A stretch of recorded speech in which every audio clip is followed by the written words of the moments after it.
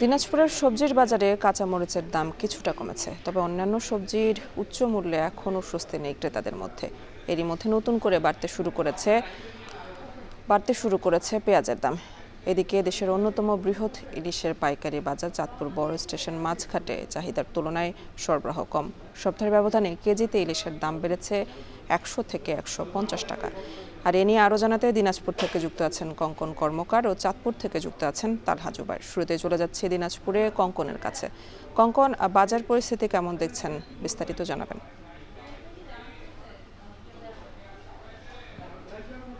এই মুহূর্তে আমি আছি দিনাজপুরের রেল বাজার। মূলত দিনাজপুর শহরে এটি একটি বড় বাজার, খুচরা বাজার বলা যায়। এখানে কয়েকটি বিষয় আছে যেগুলো পাইকারি বিক্রি হলো, অধিকাংশ সবজি কিন্তু এখানে খুচরা বিক্রি হয়। শুরু করি মরিচ দিয়ে। আপনি জানেন যে মরিচের বাজার ঊর্ধ্বগতি, এবং গত কয়েকদিনের তুলনায় আজকে কিন্তু বাজার অনেকটা কম। আপনি জানেন যে ভারত থেকে মরিচ আমদানি হচ্ছে, এবং দিনাজপুরের যে হিলি স্থলবন্দর, এখান থেকেও মরিচ আমদানি হচ্ছে, এবং তার প্রেক্ষিতে কিন্তু দাম অনেকটাই কমেছে। বলা যায় যে কেজি প্রতি 100 থেকে 120 টাকা কিন্তু দাম।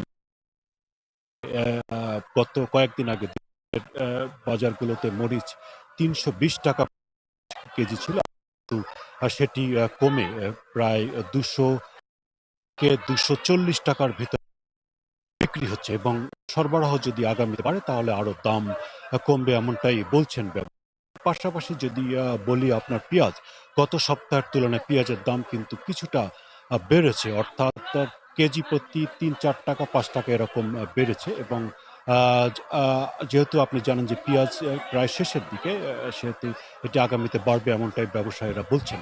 গত সপ্তাহের তুলনায় কিন্তু রসুনের দামটা কিন্তু স্থিতিশীল আছে, অর্থাৎ প্রায় 70 টাকা প্রতি কিলো বিক্রি হচ্ছে রসুন। এর বাইরে আপনার আলুর কথা যদি বলি, আলু কিন্তু বিক্রি হচ্ছে আগের দামে, অর্থাৎ 20 থেকে 25 টাকার ভিতরে কিন্তু সব ধরনের আলু পাওয়া যাচ্ছে। পটলের দাম কিন্তু কিছুটা কমেছে। আগে যেমনটি ছিল প্রতি কেজি পটল 60 টাকা, এখন বিক্রি হচ্ছে 40 থেকে 50 টাকার ভিতরে। কুমড়ার দাম কিন্তু 50 টাকা প্রতি কেজি বিক্রি হচ্ছে। ঢেঁড়সও কিন্তু দাম কিছুটা কমেছে। এই বাজারে কিন্তু ঢেঁড়স 30 থেকে 40 টাকা প্রতি কেজি বিক্রি হচ্ছে। শসাও কিন্তু দাম অনেকটা কমেছে, অর্থাৎ সরবরাহ কিছুটা বাড়ে, যার দাম অনেকটা কমে এসেছে। তাই ছিল দিনাজপুরের সবজির বাজার থেকে সর্বশেষ খবর। এবার ইলিশের বাজার সম্পর্কে জানতে চলে যাব চাঁদপুরে তালহার কাছে। তালহা, নিষেধাজ্ঞা শেষ হওয়ার পরও মাছের সরবরাহ নেই কেন, বিস্তারিত জানাবেন। চাঁদপুরকে বলা হয়ে থাকে ইলিশের রাজধানী। আসলে চাঁদপুরের যেই বিস্তীর্ণ পদ্মা এবং মেঘনা নদী রয়েছে, সেখান থেকে জেলেদের আহরিত তাজা ইলিশ কেনার জন্য কিন্তু আসলে দূর দূরান্ত থেকে ক্রেতারা ছুটে আসছেন। বিভিন্ন সময়ে কিন্তু আমরা তা পরিলক্ষিত হয়ে আসছে। কিন্তু চলতি যেই মৌসুম, সেখানে কিন্তু আসলে উদ্বেগ এবং হতাশাজনক চিত্রই কিন্তু ধরা দিচ্ছে। ব্যবসায়ীরা বলছেন গত কয়েক বছর আগেও ইলিশের যেই ভরা মৌসুম, এখন যেই সময়টা চলছে সেই সময়টাতে আসলে তাদের ঘাটে যে পরিমাণে ইলিশ আসতো, সেখানে আসলে 1 থেকে 1,500 মণ ইলিশ প্রতিদিনই ঘাটে আসতো, কিন্তু সেই চিত্র কিন্তু এখন অনেকটাই বদলে গেছে। আজকের বাজারে মাত্র 20 থেকে 25 মণ ইলিশ এসেছে বলে কিন্তু জানিয়েছেন যারা ব্যবসায়ী রয়েছেন, এবং যারা এই ইলিশ ধরে কিংবা মাছ ধরে জীবিকা নির্বাহ করে থাকেন সেই সমস্ত জেলেরাও বলছেন তারা দিনের পর দিন নদীতে জাল ফেলেও কিন্তু কাঙ্ক্ষিত ইলিশের দেখা পাচ্ছেন না, যার ফলশ্রুতিতে দামে কিন্তু প্রভাব পড়েছে। এমনিতেই ঊর্ধ্বগতির এই বাজারে আজকে যা দেখতে পাচ্ছি তা কিন্তু আসলে সপ্তাহের ব্যবধানে 100 থেকে আরো 150 টাকার মতো কেজিতে দাম বেড়েছে। 1 কেজি ওজনের যে ইলিশ, তা আজকের বাজারে বিক্রি করা হচ্ছে 3,000 থেকে শুরু করে 3,150 টাকা দরে। তাছাড়া 600 থেকে 800 গ্রাম ওজনের ইলিশ বিক্রি করা হচ্ছে 2,000 থেকে 2,400 টাকায়, এবং ছোট সাইজের যে ইলিশ, বিশেষ করে 3টা কিংবা 4টায় কেজি, সেই ধরনের মাছও কিন্তু 1200 থেকে শুরু করে 1,400 টাকা দরে বিক্রি করা হচ্ছে।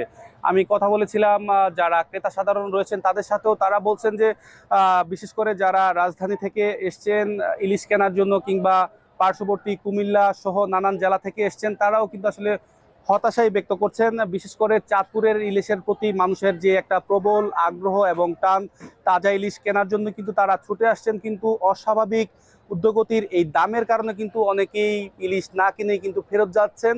এবং যারা ব্যবসায়ী রয়েছেন তারাও বলছেন যে তাদের যেই লক্ষ লক্ষ টাকা দাদন দেওয়া রয়েছে জেলেদের কাছে, সেই দাদনের টাকা নিয়েই কিন্তু আসলে তারা এখন হিমশিম খাচ্ছেন। এবং বছর বছর এভাবে ইলিশের আকাল থাকার কারণে কিন্তু তাদের যে ব্যবসা প্রতিষ্ঠান তা নিয়েও কিন্তু আসলে তারা সেই ব্যবসা প্রতিষ্ঠান সচল রাখা নিয়েও কিন্তু এখন তারা শঙ্কিত হয়ে উঠছেন, এবং এই বাজার টিকিয়ে রাখা নিয়ে কিন্তু আসলে তারা সংশয় প্রকাশ করছেন। তো সবকিছু মিলিয়ে এই ছিল আমার কাছে চাঁদপুর থেকে ইলিশের বাজারের সবশেষ।